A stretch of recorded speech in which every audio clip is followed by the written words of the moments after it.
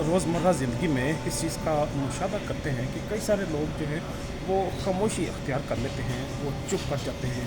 हम समझते हैं कि शायद इसने बुज़दिली का मुज़ाहरा किया है, या इसने मसलहत कोशी का मुज़ाहरा किया है, या शायद इसमें इतनी दानिश, इतनी फ़हम, इतना अतराफ़ नहीं है, ये चीज़ों को, मामलात को इतना जानता और समझता नहीं है।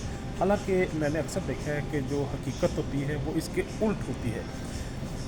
कई कई सारे ऐसे लोग होते हैं कि वो अल्टीमेट जो हक होता है, सच होता है, किसी भी हालात के पीछे या वाक़े के पीछे या मुहर्रकात के पीछे जो फैक्टर्स होते हैं, अल्लाह ने ऐसी उनको क़ुव्वत दी होती है कि उसके बैक एंड पे जाके, उसकी उसकी बुनियाद पे भी जाके वो चीज़ों का बगौर मुशाहदा करते हुए वो उस नतीजे पे पहुंच जाते हैं जिस पे किसी आम शख्स का, किसी बंदे का पहुंचना इतना आसान नहीं होता।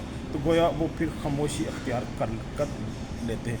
दूसरा फैक्टर है, कई सारे लोग होते हैं कि वो मसलहत का मुज़ाहरा करते हैं कि फितना ना फैले, लोगों की पर्दापोशी कायम कायम रहे, जो ग्रुप्स हैं, ख़ानदान हैं, कौमें हैं, वो आपस में लड़ ना पड़ें, इसकी बुनियाद पे भी वो खामोशी का अज़हार करते हैं और मसलहत कोशी का, अमन पसंदी का वो मुज़ाहरा करते हैं। तीसरा जो फैक्टर है जिसकी बुनियाद पे लोग खामोशी अख्तियार कर लेते हैं, वो उनका अपना तहफ़्फ़ुज़ भी है। अगर सच्ची बात करेंगे, अगर हक़ कोई का मुज़ाहरा करेंगे तो उनकी जान भी जा सकती है, उनकी इज़्ज़त भी जा सकती। इज़्ज़त मीन जिस तरह पाकिस्तान के अंदर वीगो डाला जाता है, जो एजेंसीज़ हैं वो आपकी फैमिली, अपने परिवार, उनको भी रुस्वा और बदनाम करते हैं। तो इस तरह से लोग अपने आप को भी महफूज करते हैं। लेकिन आखिरी फैक्टर जो है जिसकी बुनियाद पे कोई शख्स, कोई बंदा खामोशी अख्तियार कर ले, वो सबसे ज़्यादा ख़तरनाक है।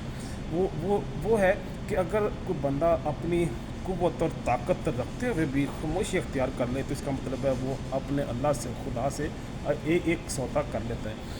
दूसरी बात यह है कि कई दफ़ा ऐसा भी होता है कि किसी बंदे के पास, किसी शख्स के पास, इवन किसी जानवर के पास भी इतनी सलाहियत नहीं होती, लेकिन फिर भी अगर आप उस पे ज़ुल्म करेंगे, अगर ज़्यादती करेंगे और वो खामोशी अख्तियार कर ले, तो इसका मतलब है उसने अपना मामला इस खालक के पास, अपने रब के पास, उसकी अदालत में अपना मुकदमा दायर कर दिया है।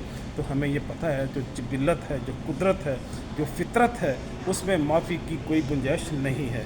वो अपना इंतकाम बहरहाल लेके रहती है, किसी न किसी शक्ल में, किसी न किसी सूरत में उसकी ज़िंदगी में ऐसा जो उसका बदला है वो उसको देना पड़ता है, उसकी प्राइस पे करनी पड़ती है किसी न किसी शक्ल में।